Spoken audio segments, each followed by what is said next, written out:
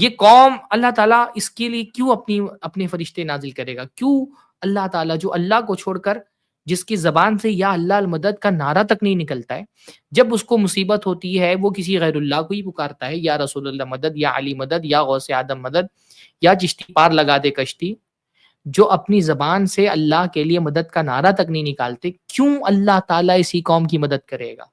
اور جب قوم کی اکثریت بگڑ جاتی ہے نا، تو اس اکثریت پر آنے والے عذاب میں اقلیت بھی پیسے جاتے ہیں۔ ایک وہ چھوٹی سی اقلیت جو اپنے آپ کو ان گناہوں سے بچا کر کے رکھتی، جب اللہ کا عذاب آتا ہے نا تو سارے پیسے جاتے ہیں، وہ اقلیت بھی پھر نہیں بچ پاتی ہے۔ اللہ نے فرمایا وَاتَّقُوا فِتْنَةً لَا تُصِيبَنَّ الَّذِينَ ظَلَمُوا مِنْكُمْ خَاصَّةً، اس فتنے سے ڈرو، اس فتنے سے بچو جو صرف ظالموں کو آ کر کے اپنے شکار نہیں کرتا۔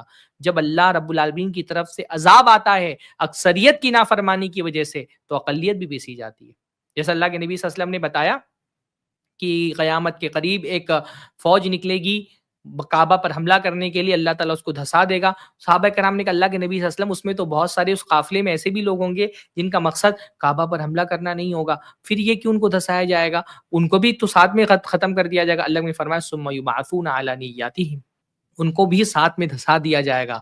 جب اللہ کا عذاب آئے گا تو وہ لوگ بھی اس کے شریک ہو جائیں گے جن کا مقصد وہ کبھی مقصد نہیں تھا۔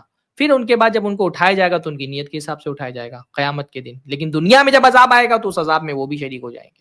تو ہم وہ لوگ تھے جن کو اللہ نے اسلام سے عزت دی تھی، توحید سے عزت دی تھی۔ حضرت عمر نے ایک مرتبہ فرمایا نحن قوم اعزنا اللہ بالاسلام فمہما ابتغینا العزت بغیرہ اذلنا، ہم وہ لوگ تھے جن کو اللہ نے اقتدار دیا، عزت دی، قوت دی، دنیا کی بڑی بڑے بر صغیروں پر ہم الحمدللہ ہماری حکومتیں رہی ہیں۔ کیوں؟